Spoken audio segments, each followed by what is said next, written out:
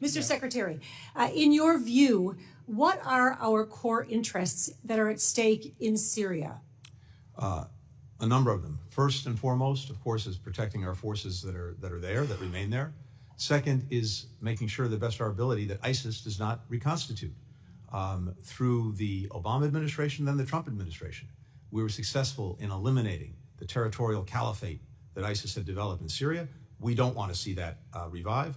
And in particular, there are thousands of foreign terrorist fighters who are detained in a detention center that is being policed by our Kurdish partners in Syria. We want to make sure that that's preserved. Third, there may be, and I very much hope there is, an opportunity to move Syria away from the disaster of recent decades toward a country that is unified, that reflects all of the different communities that make up Syria, and so that we get a political transition that's inclusive and that brings everyone together.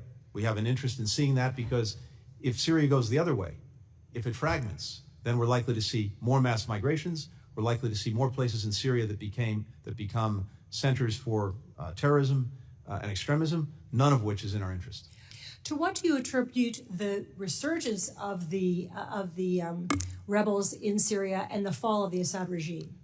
I think what we're seeing is a result of a number of factors, but first, all of the outside patrons of the regime, Hezbollah, Iran, Russia, were at the very least distracted and in some cases on the ropes because of problems of their own making and problems that we helped exacerbate for them. Second, Assad's utter refusal to engage in any kind of political process to try to bring the country together, despite everything he'd inflicted on the country. I think that sowed the seeds of his downfall.